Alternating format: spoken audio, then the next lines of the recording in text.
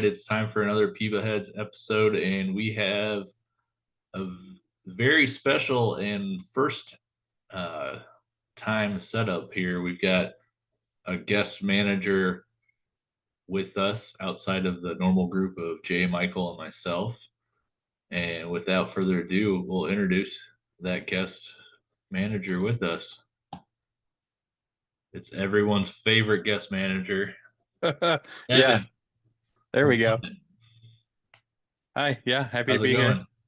going? Going good, yeah. No, we're excited. We want to do a little bit more of this, and if any other GMs out there are interested and want to have kind of a conversation like we're gonna have with Evan, reach out, let us know. We're gonna kind of do a deep dive into the London Underground organization, get some just interesting questions and takes from Evan on different things about London, and then dive into some league wide topics. We got the draft that just happened, so we're gonna talk about the top five picks, and then a couple sleepers that we saw, or guys that just maybe we thought would have went a little bit higher than they did. So without further ado, we're gonna get into this. We've got Jay with us this week too. Michael is on assignment this week. We'll just On it's kind of in-laws. similar to In-law assignment. I think we're Jay's on assignment, but this time it's in-laws. Yeah. The tough draw. Yeah. Yeah. I don't think his in-laws will be watching this, so I don't think we'll get in trouble for saying his loss. Yeah, you get your first nasty comment feedback though, if they are, I guess. Yeah. But let's dive right in. I'm gonna share my screen to one on certain things. But this first one, I don't think we need to share the screen for this first question. One, it's basically, Evan, at this point, you've built London up to a point where you've made the playoffs a few times. Is London ready to take that next step to becoming a contender rather than that pretender state?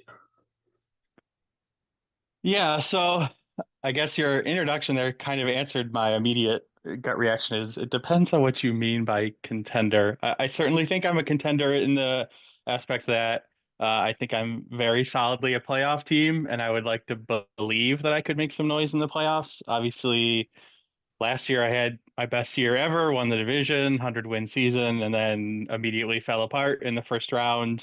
Um, Great series with Frank, but still a disappointing end. So hoping to do better this year. I do think, looking at where we are about halfway through the year, I like my team. I'm in the, pretty much the top three in a ton of categories in the IL. So by that metric, again, I'd like to think I can compete.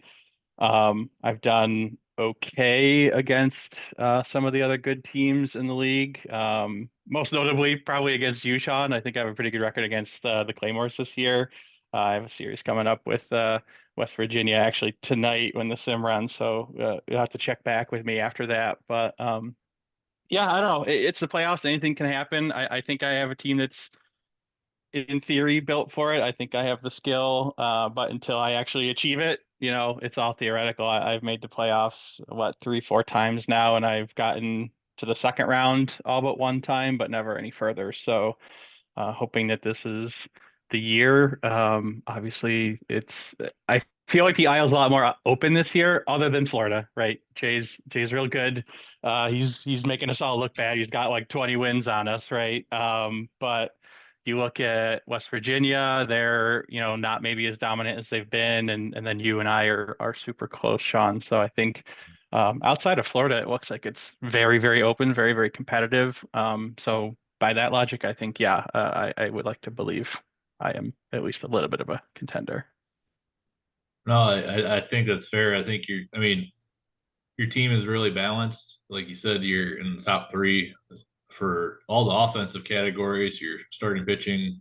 You got what you need for a playoff series. You've got, three starters that you're going to match up well against any team. So it's definitely one of those where the luck of the draw and the roll for those series, see what happens. But definitely looks like your team is you're there. Like it's going to be a matter of, like I said, the randomness aspect of it. Yeah, I think the bullpen's really the only thing I'm a little unsure about right now, although it's gotten a lot better in the past couple sims. I think I was like as low as 11th in the IL, and now I'm up to like what, 7th or something. So it's improving. I made a trade to bring a guy in, uh, Galagos, from the Ava. So hopefully that'll work out. He's pitched well so far in a couple games, 5 games for me. Hasn't given up a run yet, so we'll take that. But it was a very shaky bullpen to start the year, and that obviously in the playoffs can be really scary. So we'll see. But I'm encouraged right now, at least by kind of the three horses in the bullpen are good. With Abe Ruiz and Langley, and again, if Gallegos can really stay as good as he's been, I think I'm probably okay on the bullpen side, but we'll see.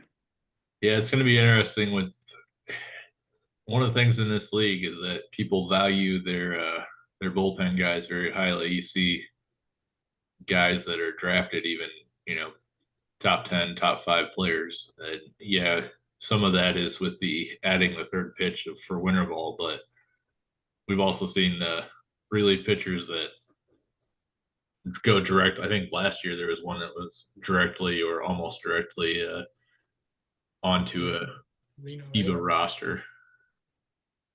So it's definitely one of those areas where if you're trying to acquire them during the season, you're gonna have to pay. So Gallegos is definitely one that's a nice ad for you because he's able to fill that need for you and then kind of give you a balance too because you got a lot of high rated lefties, but then adding that Yep. righty kind of helps Yep. balance that bullpen mix. Yeah, and I'm not a guy that highly values the bullpen. I've mentioned this a lot in Slack. Like, I try not to be the guy who drafts pitchers or relief pitchers at least early. I've been drafting kind of late in the round lately, and sometimes you kind of just got to make the call there that the relievers tend to be the best people available in the sort of mid to late 20s. And Abe, who's my closer right now, he was first round pick for me last year, so that's working out so far. But yeah, I don't know. I've tended to build my bullpen through just cheap means of doing so, and it's worked out pretty well. But and even Carlos here, he's young, he's cheap. Like it's not just somebody I added at the deadline to try and get it over the hump this year. Like he's someone that, my goal is to kind of keep this core together, and we'll get into that more, I'm sure. But I have a pretty young staff, pretty young team overall, and just trying to keep it that way as much as possible. Is there a player that surprised you this year that's producing at a level you weren't expecting? Yeah, for sure. Anyone who's followed my contributions to the neat, not so neat thread, probably not surprised to hear this, but Dwayne Moss, who for many, many years, people who followed the team probably recognize that he was the top of my rotation guy for years. Last couple seasons, he kind of hit 30 and started to fall off a little bit. Last year he had his worst ever year, and I started to get very doom and gloom that he's into his 30s, his production's dropping off, his ratings have dropped off a little bit, and I still got to pay him a lot of money for a bunch of years. I let him sneak into the rotation this year, mostly because Vargas, who was amazing for me last year, has been the opposite this year. So I let Moss into the rotation, and he's been arguably my best starter. Probably Cruz has taken over that role over the last couple starts, but 8-2. He's got really high ERA plus. I think it's actually his best ERA plus thus far. So been very happy with his resurgence. Probably someone who's going to move up the rotation a little bit at the All-Star break. Probably move him into the 3 spot in the rotation there. And yeah, I thought he was not cooked, but I thought he was going to become a solid bottom of the rotation guy for the rest of that contract. And now I have hopes that maybe he'll have a little bit of a mid 30s renaissance here. Well, and I wanted to bring attention to for Mike that I did update my jersey and hat logo file. Now, what I've noticed is it works on some players and it doesn't work on others, but for Moss, it appears that it's somewhat working. So that's always good. The hat's working. The jersey's Yeah. he's got Go like an off ice cream there. vendor look there. Yeah. Yeah. Scoops Ahoy.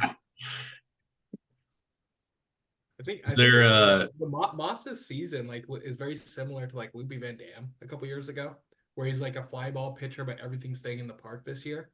I don't know if that's probably a lot of it's also Zach Osmond, right? Like he can cover a lot more ground than most center fielders. I think that's big there. But I think looking at London before we jumped on this podcast, I was also surprised with Moss and kind of seeing those 0.98 WHIP, 0.9 home runs per nine. Like you'll take that all day from any pitcher. Never mind a fly ball pitcher. So Yep. Good call out there. Yeah, the biggest thing that stood out for me is his walks are way down. That's huge. Like if he's gonna give up a home run, at least there's probably no one on base. So it stood out to me that his walks are way down, his home runs are down. It's gonna be interesting. Hopefully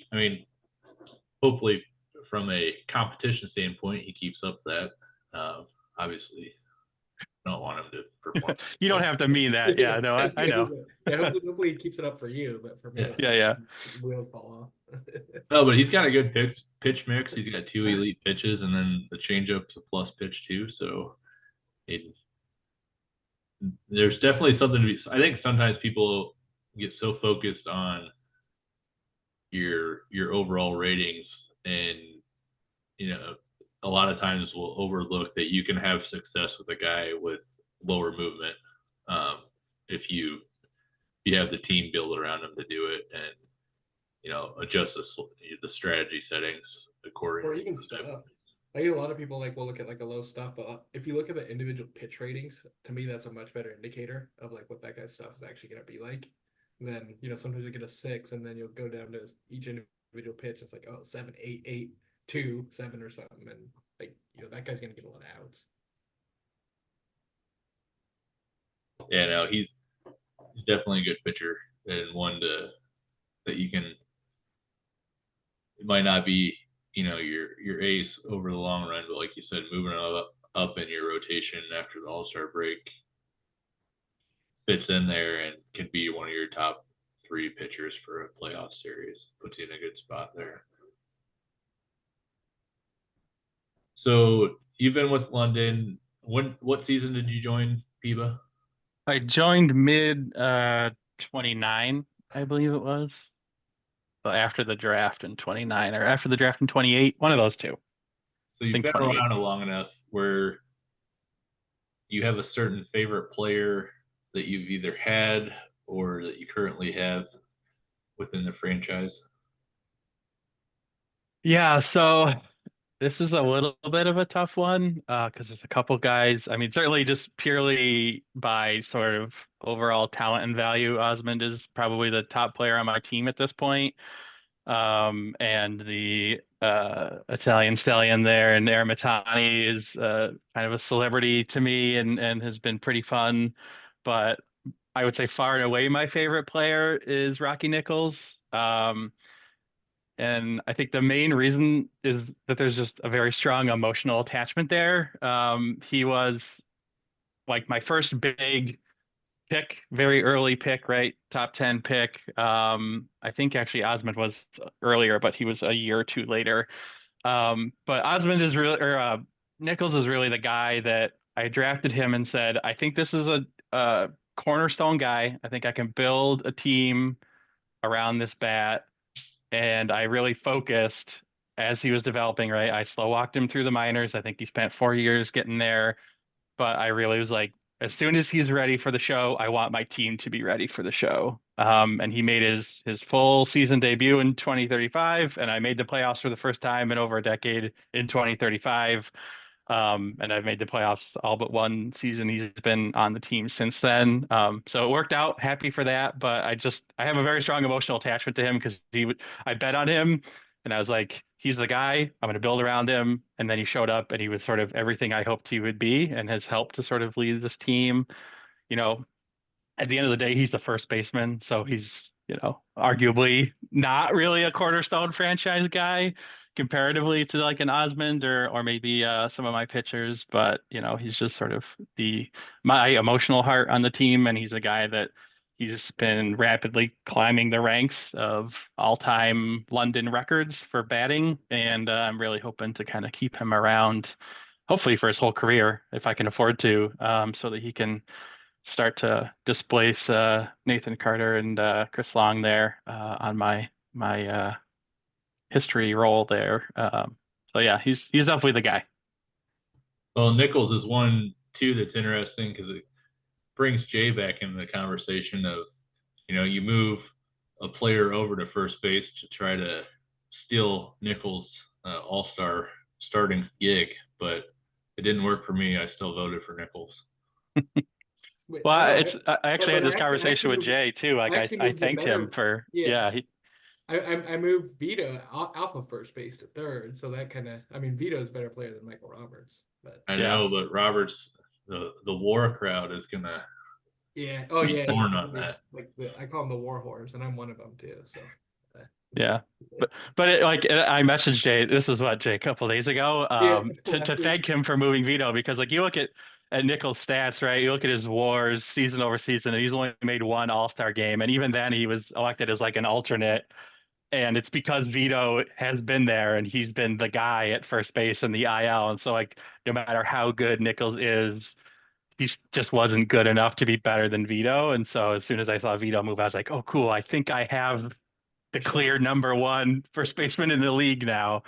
And we'll see if he gets in. Last I checked, he was looking all right for it. But yeah, I mean, certainly Roberts is no slouch over there either. So I voted for Rocky too.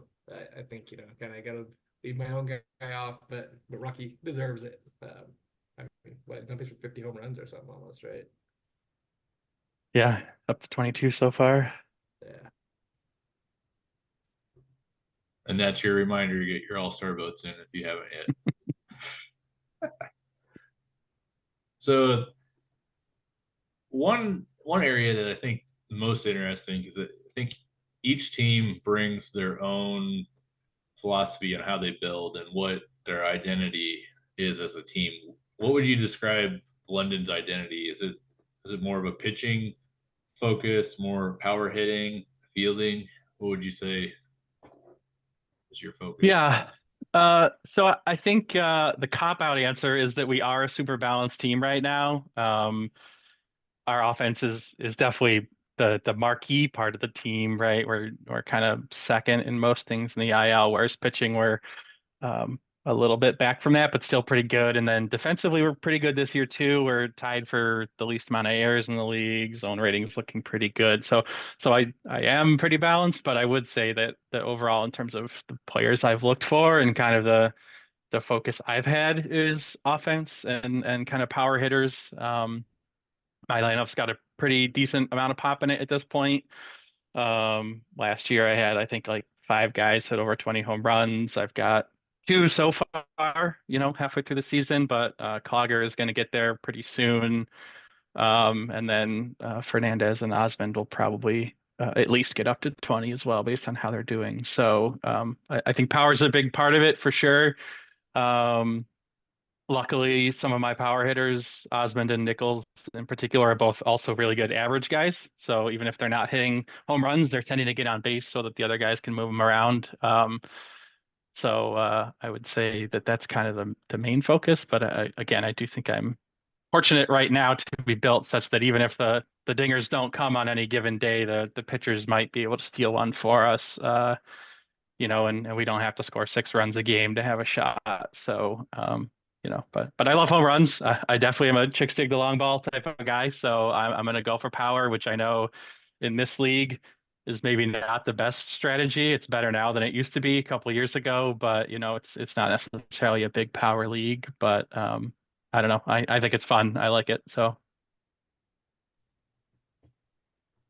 No, I appreciate and like that you're building the team the way you want to build it. And I think that's one of the things that is nice about just OOTP in general is that there's not one way you have to build a team. You can build it the way you want. Obviously, speed and on base is a little more important here. Just the stolen base aspect of it. But he said, I have always believed in it.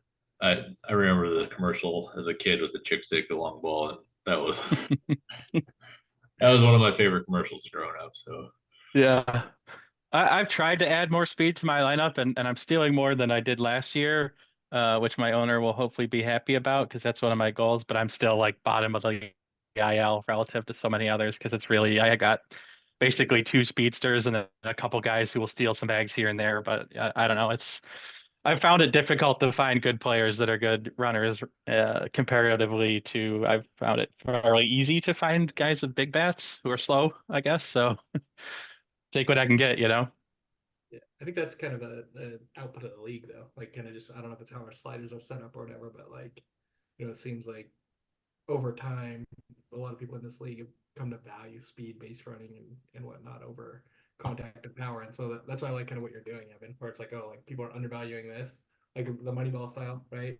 Everybody's Yeah. overvaluing, it's the opposite. Everybody's overvaluing speed and people can get on base. Like I'll take the guy who can bring them home once they're on. I'm probably lucky in the sense that, again, if you look back a couple seasons when our sort of offensive sliders were such that it was very much a pitching league, and it was not an offense league, that type of environment leads to small ball teams being better, right? Because if you can get on base and move around in a league where the batting average is going to be lower, you're going to do better. And so, had that not sort of changed, and now we're in a little bit more of a neutral environment, I probably would be a pretty crappy team. So I got fortunate in that regard that versions of the game changed and some of the sliders changed on the back end here, because I was just sort of stubbornly building what I liked, even if it was probably a terrible idea, 3, 4, 5 seasons ago. But guess it just works out that way. Maybe a couple more seasons it'll go back the other way, or who knows. But it definitely last year was exciting when the home runs went crazy for whatever particular reason that happened, right? And got some record watches out of that. That was fun. Steroid era was just one Yeah, season. yeah. yeah, It was a very brief steroid era, just the 1 year. They like lapsed the agreement with like the drug testing or something. yeah. Mike saw that and was like, no, Yeah. Never. not again. So the other team I was trying to remember off the top of my head was Okinawa, how they build primarily power wise and throw. That's the strategy, and that's what we're gonna do. And it's worked for them a few years, and this year they're still in the thick of things, but they're also in the rising sun, so that makes it even more challenging. Yeah, I think they benefited a lot last year too from like whatever slider that was. It let everybody in the mom hit 50 home runs last year, I think. So kind of helped them out last year, but this year it's kind of coming back. And I think Garza's like he's been kind of trash this year. I think he's got paid for like 20. Yeah. So back to the London conversation, though, Evan, what would you change in PEBA if you could? If there was, it can be a rule, it can be just in general how the league's set up. This is the question I could get in trouble for. Probably have gotten in trouble for. If we're talking like league rules or sort of, I guess how it works on the back end, I think I'll, in the interest of not getting myself in trouble, say I've been very happy with some of the recent conversation that's happened around like changes to some of the ownership stuff and CP rewards and the qualifying offer conversation, which has been pretty good and taken place across the forums and Slack.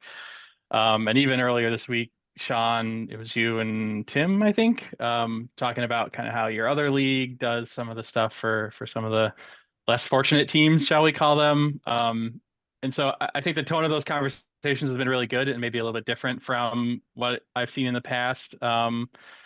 I continue to be sympathetic to that general idea. I don't have any necessarily specific ideas myself that I would implement, tomorrow if I was elected king of the league or something. but just generally trying to find ways to help those teams that have, really crappy budgetary situations, small market, find ways to be engaged and to have a path to build from, right? Because it's really hard to join a league like this and have, the lowest budget, the worst owner, the worst, system, and then be like, okay, I'm going to commit myself to like 5 real life years to kind of get through this. And then not have any systems in place that help you. So I think, we've made some progress there. I'm hopeful that there'll potentially, be some additional progress made there. And having gone through it myself, and I'd like to think, especially now with my new owner as well, I'm hopefully getting to a point where my budget's going to start growing and I'm not necessarily going to be part of that group anymore. But having lived through it, I just kind of I see where it could be better for other teams. And it can be very difficult, very slow to kind of build up here, and you have to be super duper intentional, which is okay, right? It's nice to reward GMs who really put in the time and really put in the effort and the thought. But it sort of presupposes a lot of inherent knowledge that people don't necessarily come with, and it can take time to gather. So I guess that would be my answer in terms of rules. I think in terms of the overall vibe of the league, I would love to see more proactive trade conversation. I think that we're pretty good about having like an active trade chat channel, and people use Stats Lab and put blocks up. But if you actually want to get a trade done, you really have to like put a lot of work in, just like cold calling around the league, and you have to have like a really specific goal in mind. And even then, if you're cold calling around the league, my experience, and maybe this is me, but you the response rate is not super good. And of the responses you get, a lot of them are like, yeah, no, not interested.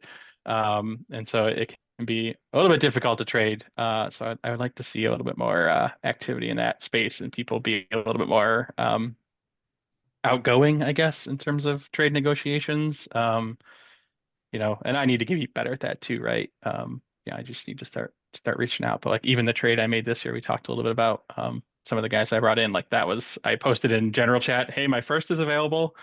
And Kevin immediately reached out, and then we had a really good conversation over like 2 days where we worked through that. And so that was great because if Kevin hadn't directly messaged me, I probably would have just sat on that pick and not made any trade, and would have just had to live with that. So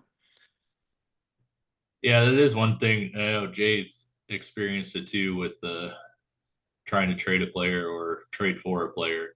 Yeah. That in my experience, and not just this league, but in leagues in general, it seems like the most success I've ever had trying to trade a player or acquire one is being the person reaching out and like analyzing, looking at other teams' rosters and trying to, and basically being like, hey, looks like you could use player XYZ because it would fit, in your lineup this way.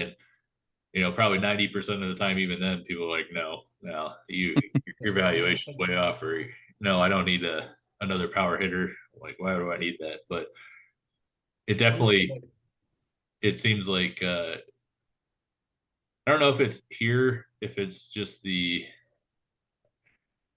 experience level or just or what, but it definitely seems like people are more in that, and it's kind of towards the major league level too, of holding on to their top prospects, or having basically, you're not getting this guy unless you overpay for him.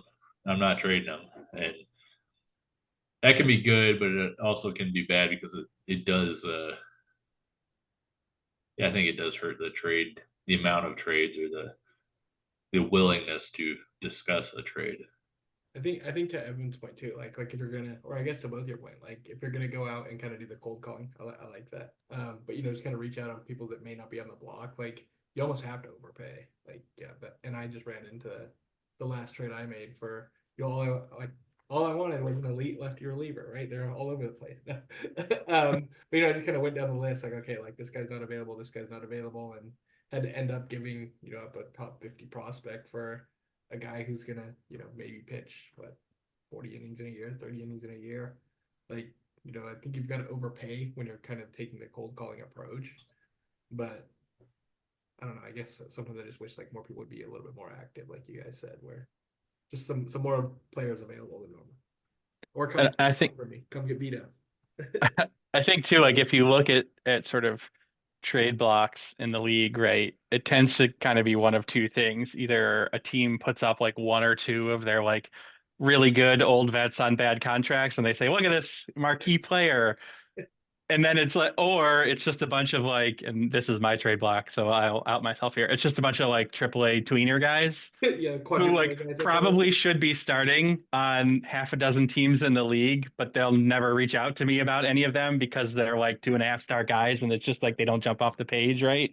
And like nobody puts sort of those like PEBA regular good but not great players on the block. Like you have to go and hunt and pack and really find those guys and say, I want these players that aren't on your block, that are on your major league roster, that aren't your superstars.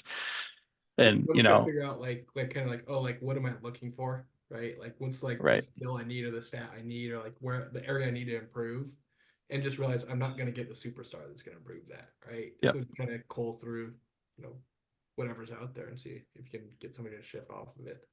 Yeah. So Have to yeah, one thing now that we're talking about this that stands out to me, and I have my own opinion on it, but I want to see what your guys' opinions are on it first. So if someone does cold call you and it's a guy you're not even considering trading, but someone asks and you're like, well, maybe I would trade that. What do you do? I'll just tell, like, if I don't have them on the block, I'll just go back, be like, I'm not really shopping this person. Like, I will trade them, but you're gonna have to overpay, right? Like, I'm gonna want your, this guy, or just give them a kind of list of 4 or 5 things that would make sense, and just kind of leave it at like, I realize it's an overpay, but like this guy's not on the block, so Yeah, I think it depends a lot on where we are in the season and where my team is, right? Because I don't have the organizational depth to really afford to lose a guy on my active roster like mid-season usually. And so right now, if you were to cold call me about a player, you probably would get like a yeah, no, unless you're going to send me back. The line I'll use a lot is not available unless you're sending me back PEBA talents, right? Of a similar measure that can help me somewhere else, then maybe I can swing it. But like I'm not in a phase right now where I'm interested in trading my PEBA regulars for like prospects and picks. Like I don't find that to be a good move for me. So if that's what someone tries to cold call me on, I'll just sort of politely tell them that that's not where I'm at right now. But generally speaking, I try, like, especially if it's off season or if I'm maybe in a less competitive year, like I have a couple guys who are like truly untradeable, but beyond that, I'll at least sort of like, let's play with this a little bit. Let's kind of tease it out a little bit, and there's a couple GMs who I think are really good at those conversations and who will go back and forth a lot and try stuff out and see where you are. But then there's a lot of GMs who I think maybe don't have the patience for that or just aren't interested in spending days at a time kind of negotiating a deal. They'll pretty much be like, yeah, I'm good. I'll just go find it somewhere else, right? yeah, that's a good point. Like, I think off season, like you said, like that is a good time because like you trade somebody, you can kind of backfill them. You can go to free agency, you can go to winter meetings or whatever too. So Yeah, no, I agree with both of you. And the one thing I would add to it is if you're one of these teams where you have a stud player and someone reaches out to you about him, there's nothing wrong with you saying, responding back, hey, I appreciate your interest in this guy. I hadn't really thought about trading before. I'm good talking about him, but I'm also going to put on the public trading block, hey, I'm open to talking about this guy because if you're one of these teams, one, competition is always good. Seeing if anyone else is, going to be out there that is also interested in that player. If you've all of a sudden decided this guy is available, um, I think it's key because there's time. It's not that maybe that first person that reaches out to you isn't the person you end up doing a deal with, but I think there's times where people rush into a deal and don't give maybe the rest of the league even the opportunity to know that that player is available. And then you see it later. And I think all three of us have probably been in a situation where you see a trade and you're like, I didn't even know this guy was available. I would have offered that or more, like if I yeah, would have even known. Like I That's also actually, think yeah, that's a really good point. I also think it'd be kind of cool, like how we've got on the forum, like really if you don't go to the forums and check what trade, like I didn't even know that you picked up Roberto Tall till literally tonight, Evan. And I think that's like the third time he's been traded. But like if there are like some like I don't know, maybe like announcements or something when a trade goes down, it gets announced just so you can see, hey, like this person may be worth the cold calls, right? Like they're more apt to deal. Like I think something like that could maybe like help drive trades or help drive kind of activity in the league too. Yeah, actually, I really like that idea. That could be an interesting use case for another Slack channel or using Trade Talk channel. And just to sort of close loop on this, maybe I will say another thing that I have done with some success in the past is, and I'm sure you both experienced this, there's always a couple players on your team that you'll get calls for throughout the year or throughout the years, and you're not willing to trade them, not willing to trade them. But then you hit a point where suddenly you are willing to trade them. And so I keep the receipts on those guys, right? And I go, oh, okay, I know Mike asked about this guy a year or two ago, and this team asked about this guy. So I'm now going to reach back out and be like, hey, you still want this guy? He's still there. And I've had some success with that and been able to move one or two guys that kind of fit in that category. So, definitely, even if the answer is no today, remember those conversations and kind of keep track of those teams and hit them up down the road because not always but a lot of times if somebody is interested enough in a player to reach out to you like that, then they'll probably be interested in them next year too, right? There's something about that player that they like. So that's another potential little tip for increasing trade activity a little bit as we go forward. No, I think that's the best thing about this podcast is that we're talking about it, but it also spurs that discussion with the rest of the league, and it'll definitely look forward to seeing kind of everyone else's thoughts on that in the Slack channel as we move forward. I can see that being a very lengthy and interesting topic for sure. So, next question, I'm going to throw a little wild card one here at you, Evan. That it's kind of on similar to the next topic that we had sent you, but we've got a question from a longtime listener, but a first-time question submitter. And they call themselves the Concerned Fan from an address that appears to be from the foothills of the Smoky Mountains. So if that doesn't give away who it is, I don't know what. I hope he was not expecting anonymity in his question. Maybe he's right. Maybe it's written in crayon. Maybe it's not really him. Maybe it's one of those. Yeah. Yeah, it could be a 12-year-old. Hey, 12-year-olds, I think, have graduated in pencils, right? Yeah. Hopefully. No, but he said it in a good question. And he said, is there one team that if you can be better than each year, that it would bring you most joy? And I thought that this was good because, we had the question about rival, and I think it's different. There's a different dynamic to that. Like, there's a rival question, but I think there's so many levels to what the Yeah. fan. Yeah. Yeah, you can look at that. I mean, like, my initial thought is like, if you're going to metagame the question, you pick Florida because Florida is always going to have 120 wins. And so if I pick to always have more wins than Florida, then I'm always going to be a contender, right? To go back to our first question and be very happy about that, right? Feels like a boring pick though. I don't know. So the second pick, I guess, would be kind of the rival pick, right? You pick somebody in the division. So like right now, Claymores are my biggest competition in the division and also a geographical rival. So, they're a good pick. I don't think I would pick West Virginia. Not any reason I'd call that team out, but I think, I don't think that would be the team I would pick in terms of like I need to beat them every year. I don't know. I guess the only other one, so there's two. I'll give you a bonus third one. It'd probably be Madison, which sounds like a weird one, but because the Madison GM Thad is a good buddy of mine and I recruited him to the league, so the competitive spirit in me wants to always be better than the guy that you recruited. So that's from the heart. The heart pick would be Madison, I guess. That's great too. Shout out Thad. I like the way he's building down there. Yeah, Madison's got a special place in the heart of Jay and Michael. So they'll show up again in one of my other answers. So yeah, we'll get back to Madison a little bit, but yeah. So you've been in PEBA for a while. Is there one move that you regret making more than any other move? I mean, you try to go into it when you make a move, you're trying to, do it for the right reasons. But is there one that you just fell apart or regret the most? Um, so I went a little bit different direction for this. So I'll answer the question as you presented it there. Not really. I mean, I think we all have bad contracts and we all have probably trades we might not do again, although nothing pops out to me immediately in terms of trades that I look back on and really hate. There's definitely contracts I look back on and really hate, and I have over the course of my time on I think 2 or 3 occasions paid teams to make those problems go away, which is not a good feeling, right? And prior to this season, Dwayne Moss was probably entering that territory, right? In terms of I got to pay him $15+ million for another 3 seasons, and he's already in his 30. He's 32 now, so I was starting to get pretty worried about that contract. But there's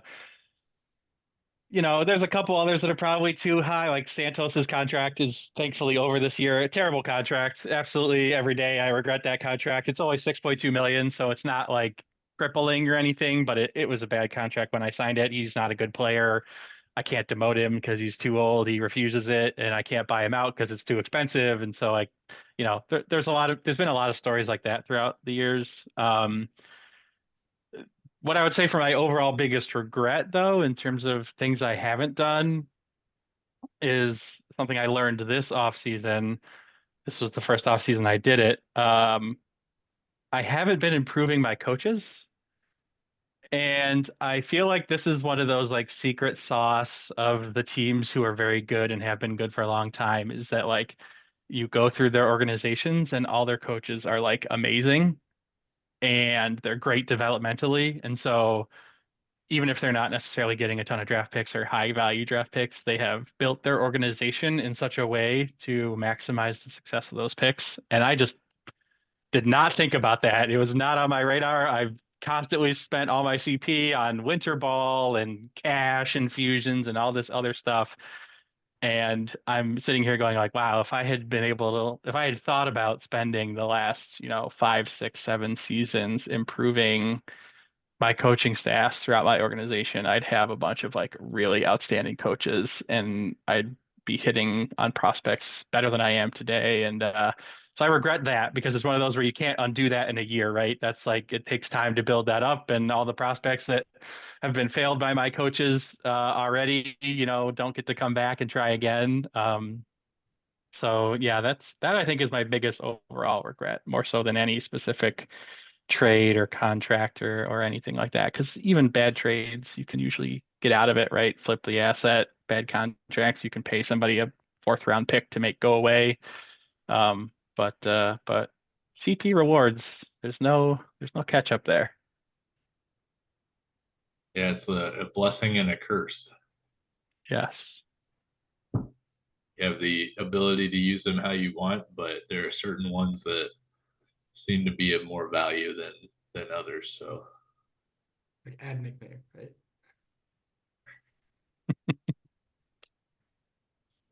I've only added a nickname for free, and my minor league teams have been so bad that I have not had the opportunity to add free nicknames in quite a while.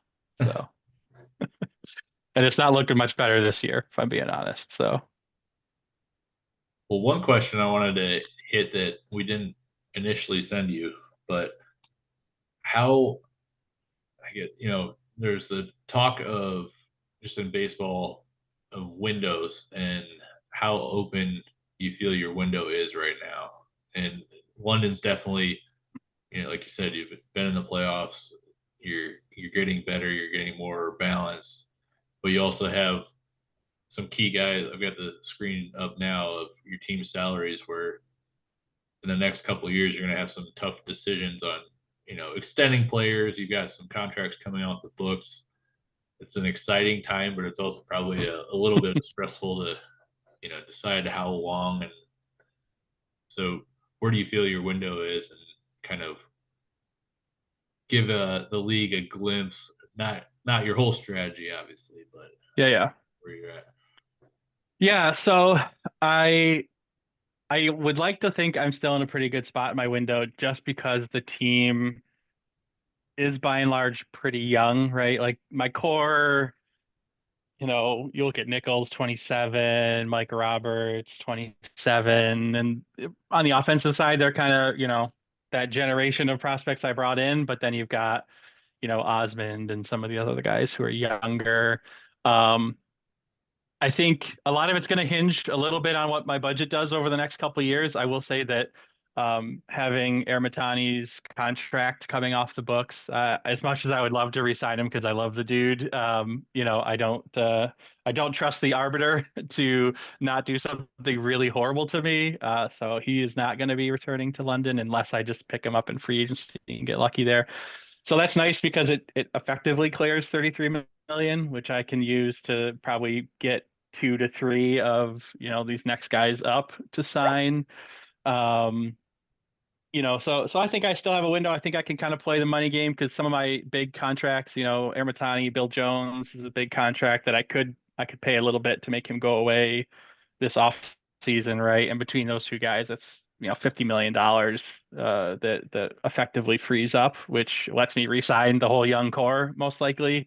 Um, and then a couple other guys I was talking about, like Manuel Santos coming off the books, free 6 million there, no value really lost. Juan Vargas, who if you'd asked me at this time last year, I would have been like, for sure he's part of my future plans, and I'm going to re-sign him, but then he's been so bad this year and his ratings kind of fell off a little bit. I might free that money up. So, and certainly, especially the pitchers outside of Dwayne Moss are real young. Like my top of the rotation guys, are all, definitely sort of in their prime or their pre-prime. The bullpen is super young right now. So, it's hard to say. It's hard to replace a guy like Ermitani. Even if he only hits 250, he still is probably going to hit, 30 plus dingers. Those guys don't grow on trees. Bill Jones isn't the player he used to be, but he's very good defensively. He can play anywhere at the infield at a very high level and not embarrass himself with a bat, so those guys don't necessarily grow on trees, but I'd like to think that between a couple of guys in my system and free agency with all this money I'm going to free up, I can probably replace them and just continue to lean into the young guys. So, I give it a couple of years at least, I think. Once these guys, Nichols and company start to get into their 30s, you never really know what's going to happen with their ratings. I try to select my traits to get guys who aren't going to fall off, but it can happen even if you have perfect traits and perfect conditions. Once you start getting into the 30s, all it takes is one injury or, just one unlucky roll of the dice for their ratings. But I think while the core is still in their 20s, I'd like to believe the window's open. No, it's good to hear and good to see that you're already thinking of those things, and having money. It sucks to lose some of the players that you're mentioning, but you've got so many young ones that you definitely want to keep part of that next wave of London players. So totally makes Yeah. sense. Yeah, the only frustration I have right now, and this goes back to, what happened last offseason and whatnot, where I lost all my cash unexpectedly, is I don't have any money right now to extend guys. So the only way I can offer extensions to these players is if they're willing to accept less than the game thinks they'll get in arbitration, which spoilers, pretty much nobody is. And so I'm kind of stuck waiting for the off season when that money rolls over and my budget flips, and then there's that window, sort of that arbitration to free agency window where I can, I guess pre-arbitration window where I can hopefully sign some of these guys to, maybe multi-year deals, 2-year deals even, to kind of lock them in at a more affordable rate. So that's kind of one of those things I just went through this past export to try and convince, Nichols and Cruz and all these guys to, like, come on, just take a little bit less than your arbitration estimate because the game will let me offer that. But none of them bit. So, we'll have to wait on those guys. But, I mean, arbitration's fine, but it kicks the can down the road 1 year and then their value is just going to go up again. Yeah. And, as a team without a huge budget, if I can sign Nichols to like a 2-year deal at that estimated number instead of a 1-year deal, it's going to be better for me for sure. So Yeah. you'll probably hopefully see a lot of emails in game about London re-signing players between the start of the offseason and the start of arbitration hearings, if all goes well. Yeah, it's definitely a time that makes it a little bit more flexible for you to be able to do that. But it's definitely a challenge when it seems like arbitration has gotten tighter than what it used to be, where you could offer a little less and they would take it. Now it's Yeah. a little bit tighter, so makes that even more challenging. Yeah, and I'm projected to have a decent surplus, so I'll have some cash. It's just the way the budget calculation works in game right now, it's not letting me sign guys. So, but I don't know exactly what the time gates are on some of the stuff. Like I'm going to be under budget for draft expenditures, so I don't know if like once those guys go back to the pool and they're no longer available for me to sign, if I'll get that extra money available in my budget. If that's how that works, I might be able to start signing some guys, but otherwise, yeah, I'll just have to wait till the season ends and the budget flips over. All right. Well, so our last focus question on London is more of a league question. Are there any PEBA teams that you follow closely other than London? Yeah, so this is the preview I gave earlier. Madison's probably the only one right now that I would say I follow super closely, and the main reason for that is just like Thad and I have been sort of, head down talking about that team a lot, and kind of he's in a similar situation to me when I joined in that he was not an out of the park player prior to joining the league. He's got a lot of like sports sim experience and organized online, league experience, but not necessarily baseball, not necessarily out of the park. So I've spent a lot of time looking at that team. It is, I agree with you guys gush about that team a lot on the podcast, and I agree. It's a super exciting young team. He's got great talent on his roster and a super exciting like double A, triple A system. So I'm pretty familiar with his team. Beyond that, I don't really honestly get super into the weeds on other teams. Like I always obviously kind of check to see, in the division, who's winning and losing, but I wouldn't necessarily be able to like name even 3 players on any teams in the division. Honestly, I can tell you the standings and who's kind of, what teams are hot and what teams are not hot, but that's about as deep as I go for most teams, to be completely honest. And I think that's honestly to my detriment. I think going back to our trade conversation, right? I'm not as familiar with a lot of the players that are out there, out and about in the league. So I don't usually get guys that I get excited about unless I'm already engaged in trade talks with the team, and then I'll go look at their roster. But it's just honestly, it's a time thing, right? It's like I already spend so many hours looking at my own team. I don't have time to do that with too many others. That's fair. I mean, that's what I think is nice about this podcast. And I've had a few people reach out and say that, when we talk about players, it's nice because it sometimes we bring up someone and they're like, who the heck is that? Like, never heard of this guy. And then they go back later and dive in and like, oh wow, it's some new player, young player that, if you haven't had the time recently or to just kind of dive in, you might not see that person, especially if they're on the other league than what you play in. You might never play against them, so you might not see the guy. I think that's what it's like. Like these episodes are cool too, and like we cool to do more like this, where it's like now we all are kind of more knowledgeable about everything going on in London, and those players there, those prospects there, like those types of things too, which is All right, we got everyone back. Let's transition into the draft here, and I'm going to pull up, since I promised, I think last time or the time before, pulling up other screens than just in game. Let's pull up a different screen here. I'm sorry. Pulled up. So what I'm going to be pulling up here is the stats lab screen of the draft board, so that we can talk about the top 5 draft picks in the last draft, and then kind of how we see them fitting into different teams.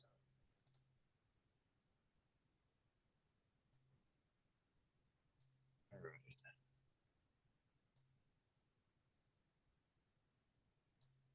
So initial thoughts here anyway on the top five. I wasn't really necessarily surprised on who the top five players were. I think maybe the order would be the thing that might stand out to me, but I can't really complain about any of the top five picks from the teams that made them. I think we can dive in though on the first one with San Antonio with Fernando Martinez. Jade, I think we had some discussions early on who we thought would go, and he was one that stood out as one that possibly could be that number one guy. Yeah, I think for me it was kind of 1A, 1B, right? Like I had a smaller preferential for Hisashi for who went number two, but like those two I think were the guys in this draft. As far as kind of projecting out what they could be, I think it's always kind of tough with the 18-year-olds, right? Because these guys are probably what 3, 4 years at a minimum from really hitting PEBA. But Fernando was somebody that I thought really highly of him. Can play, kind of any position, like across the board. If it's infield, if it's outfield, like he's got that range to be a center fielder. He's got that range to be a shortstop. He's got the contact, the gap, the power. Like he's got all the tools there. But I think there were just some things. I think he was a low intelligence player, which that's can be a red flag for me sometimes. Which I think that was why I kind of moved him down to 1B, if you will. But he's got the look of somebody who could be a absolute superstar in the league if he can hit, kind of scratch the ceiling of his potential even. Yeah, you have any thoughts to add there, Evan, before we move on to the next one? Yeah, so out of the top five, for me, I think Martinez would be the consensus number one. The intelligence, like Jay said, is a little bit of a concern, but also his bat is pretty well developed for an 18-year-old already. I mean, the contact is a little low, but some of the other stuff is already looking fairly good. So even if he falls short of that development, which low intelligence sometimes might do, like even if he falls well short of 9 contact and lands at like a 6 as an elite sort of 9 range shortstop or center fielder, I think you're still really happy with that. Plus, the stealing, the base running, I don't know, he can play like every position on the field really, really well. So, he just adds a ton of value, and it's so nice, with the 18-year-old especially, you never really know how quickly they'll develop or when they'll show up on your team. And because he can play anywhere, it almost doesn't matter because you're always going to have room for him somewhere. You're not going to end up in a situation where like, oh crap, I already have a good shortstop, and now my hot prospect shortstop is here. He'd go to second base or third base or outfield and still be great. So I really like him. I think he's pretty exciting, and if he develops fully, he's obviously going to be a monster. And again, even if he doesn't develop fully, I think he's going to be extremely, extremely good. I think both of these two, like both the 18-year-olds that went at the top, like they're some of the two of the better, more well-developed 18-year-olds I've ever seen, including in solo leagues and other leagues. Like they're both already kind of Yep. I'd say AA hitters from the jump. Yeah, that's one thing I noticed looking more closely at him. Not even just the top two, even in the top five, like they all have pretty solid. Like Frazier there, McIlrath, he's already got 8 home run power, right? And 4 contact. That's pretty good for an 18, 19-year-old, right? I mean, he doesn't have to go that far to be ready to hit in the PEBA, sorry. So yeah, and that's true. A couple of guys that I really liked. A lot of the bats were unusually developed for high schoolers. So it'll be interesting to Leads us see if. into pick 2 from Palm Springs. You got Hisashi Takuchi. Let's see. Yeah. Same with him. I think very similar story. Like he just looks like somebody to me. I would have taken him 1. I think I just like his traits a little bit better, and then I think he's even a little bit more developed, at least according to my scout, than Martinez. But both of them I think obviously have the potential to be franchise cornerstones, guys you build around that can play multiple positions. I view him more as a third baseman or maybe corner outfielder, whereas with Martinez you can get kind of the more premium defensive positions. But he could win a Gold Glove or whatever we call it here. Like, kind of the award for best glove for third base or outfield, I think, with his skill set. So Yeah, you're definitely going to be able to find somewhere to put him. You're not going to bench that bad, that's for sure. And he's not going to kill you at some decent spots. But yeah, defensive wise, Martinez definitely on the premium side for some of those positions.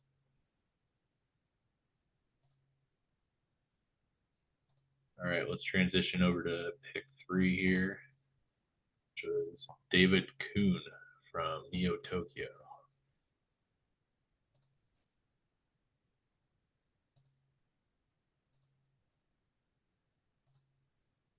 I'll pull him up here. That's after 2. It's where you gotta have kind of pull him up to see how you feel on it. But one thing that's interesting is Neo Tokyo. I mean, it's an organization that is drafting and has drafted at the top of the draft for a while. So just as an organization standpoint, it's like, when are we going to start seeing the fruits from that pick, or however you want to describe it, come to fruition? I think there's some that are starting to get closer. One thing that stood out to me was Neo Tokyo, designate your guys, put them on a team so they can start getting some rookie ball experience, because there's a few draft picks that were just recent that are still sitting there, Kuhn being one of them, because I couldn't find him on the organization when I had it pulled up. Here he is, though. I think he might have just signed last sim though. Okay, fine, Jay. I like the traits.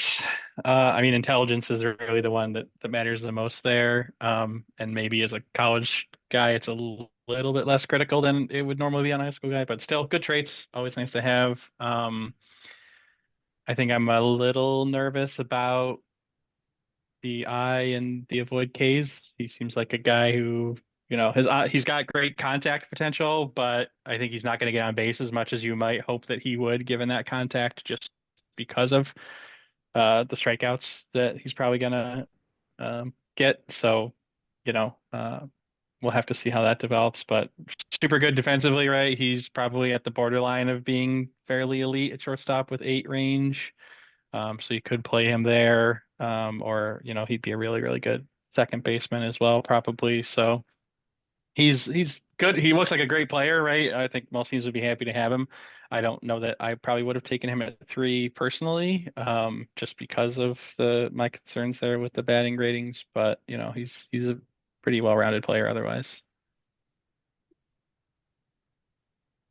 Yeah, I think I agree there. Like, for the most part, kind of across the board with what you just said. I think, kind of should turn into a solid player, right? Probably one of those, 4 or 5, war, 4 or 5 war kind of, second baseman / third base, like kind of utility players. I don't think he's going to be the superstar that the other 2 were, but, similar to Evan, I think I probably would have taken one of the younger guys who are just as developed at 3, but like, you can't really like hate on this pick. I think after 2, like kind of 3 through 8 or 9 was kind of just toss-ups.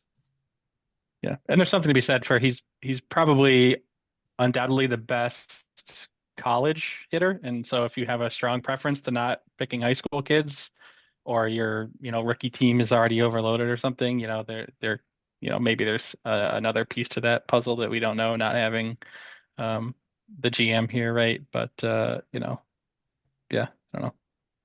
Yeah. That's a great point, and obviously, I'll mention it again. Any GM that would like to come on with us, let us know, and we'll try to make it happen. Because we do. That's one of the things I think.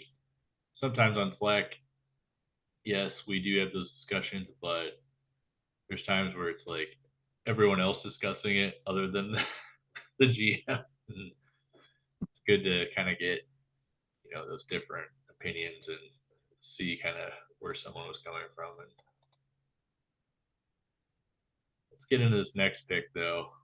It's Charleston Statesman, outfielder, probably going to be a DH. Fraser McElrath. Looks like a young Rocky Nichols to me. Yeah. He would look great in a underground uniform. He's a lefty, and my stadium likes lefty power, and he's already got all the power he needs. I won't say I love him because there are, he defensively and whatnot, but like, yeah, this guy is definitely a London prototype power hitter. Yeah. I think I would have taken him 3 for sure. Like I had him as like my like clear cut number 3, but I don't think it was, as clear as the top 2 were. Like this guy. Again, like hopefully the contact comes around, but if not, even if he hits like 4 or 5, right? Like he's still just gonna be a monster in terms of extra base hits, the home runs, the triples, the doubles. Like he kind of does it all. So kind of a fan there, but like you said, he's probably destined for designated hitter than somewhere else.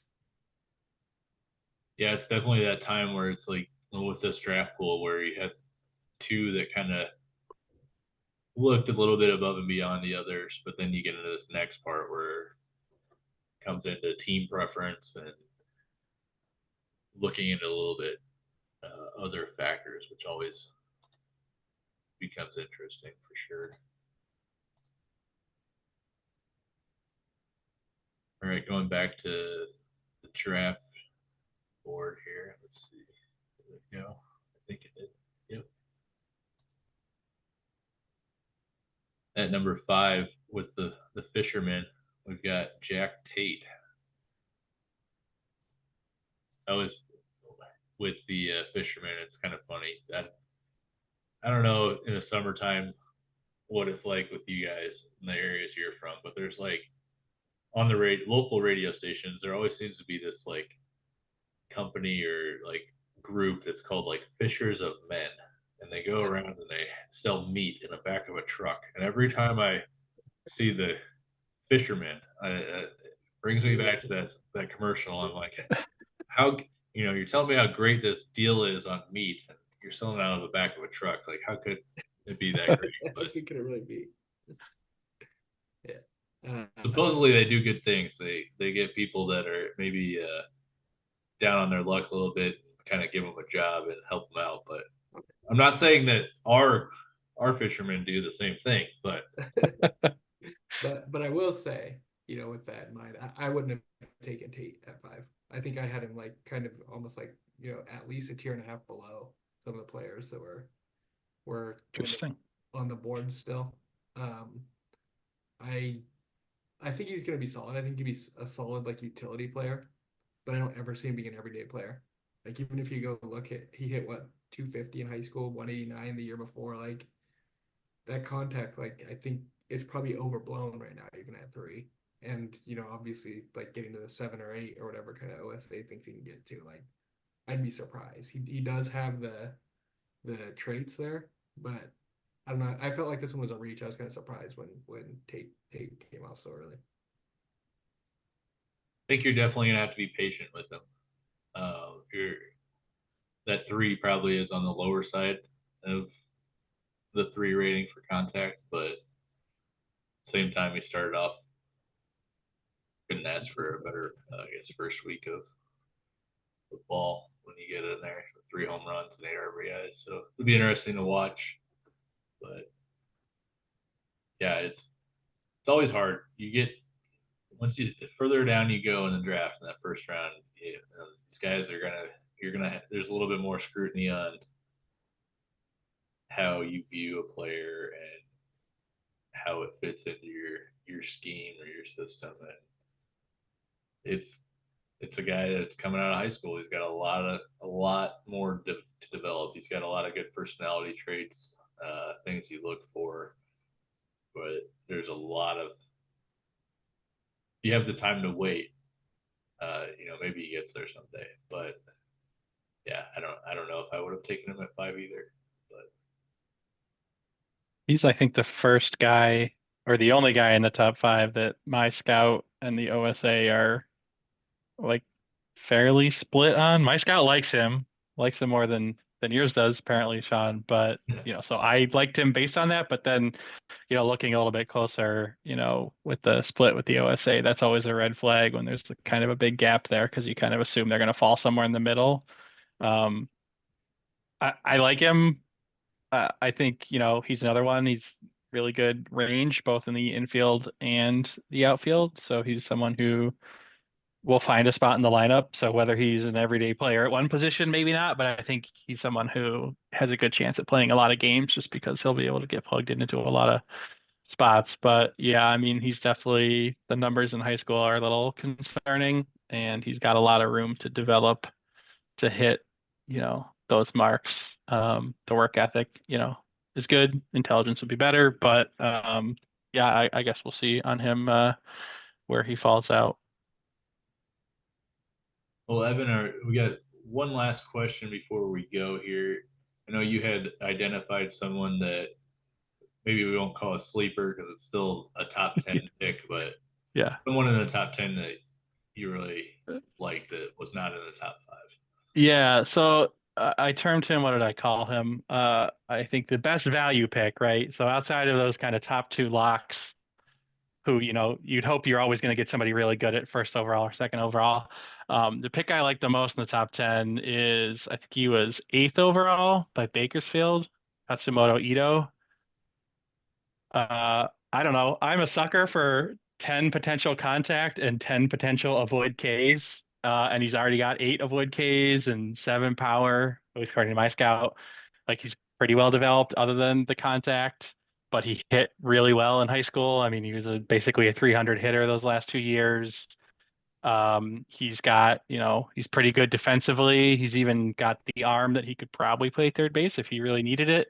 Um, but otherwise he'd be above average in the field. Work ethic, loyalty, love both of those. I don't know. I think he looks really, really exciting. And if that contact comes around, the combination of that contact and that avoid case is going to make him a lot of fun to watch. And the pop with the power isn't bad either, right? But he's just going to be somebody who's going to be on base all the time, which seems pretty good. So I liked him a lot. I think I would have taken him like third Well, I know personally. you were in and out on the draft, but one of the comments that really stood out in the draft was that not only did Lenny make this pick, he had a date with a model. So, well, Yeah. we I haven't heard don't know anything what kind since of the model, date. hand model, like we're not sure, but Publish the model. Yeah, and I mean, a lot of people call themselves models now. Like the range of a model has changed over the past probably decade, and but I will give Lenny the benefit of the doubt that when he said model, that he was meaning a certain standard rather than probably the yeah, range that new we have generation, now. new generation. Yeah. So Lenny, you need to let us know how that date went. Hopefully, because of the lack of letting us know, that doesn't mean that it went poorly. So fingers crossed. So then, This is definitely what talking about following teams. Like I feel like this is a player I'm going to shortlist and just keep my eye on because I'm just so interested to see how it works out. But I don't know. He's definitely a guy that if I was picking early, he would probably have been my top guy. My model is terrible and did not have him ranked number one, and my model has a lot of problems. But I was drafting late, so I didn't really care. But yeah, Yeah, Jay, did I'm you with have you. one that stood out to you? Yeah. Well, I would have also taken Ito number three, but another one that was a little bit further down and go back to Madison. But Benedict Kimball, I had him as my top pitcher on the board. I really like, extreme ground baller. He's got the traits, he's got the work ethic. He's, not kind of a selfish player. Like he's got the control, which I know Sean's always making fun of me. Like, hey, let's go find the high control pitchers. That's what you're looking for.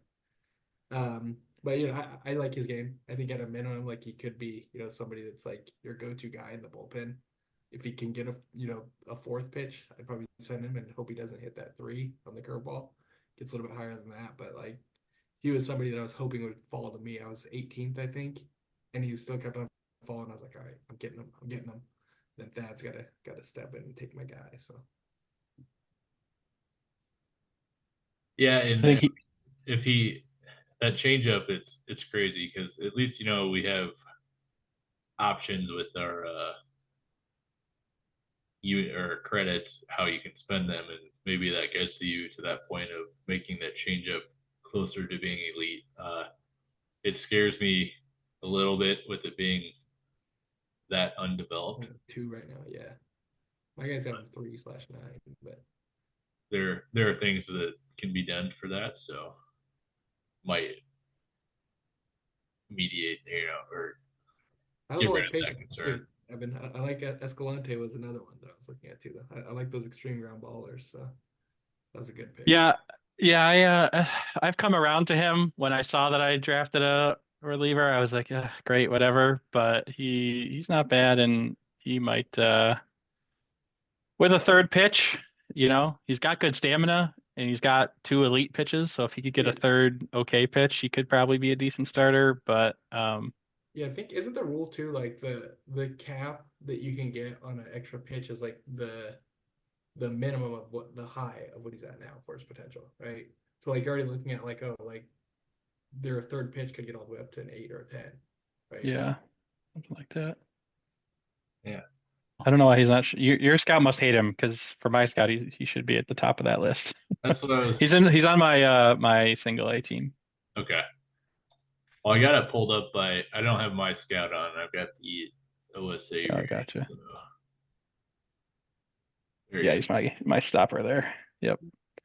Yeah, I mean, you add a third pitch to that, and he could be a starter for you. So Going back to the Maltz pick, he's going to be so reliant on winter ball, right? He could be great, but that changeup is going to need to develop because if it doesn't, right now he's like a one pitch guy.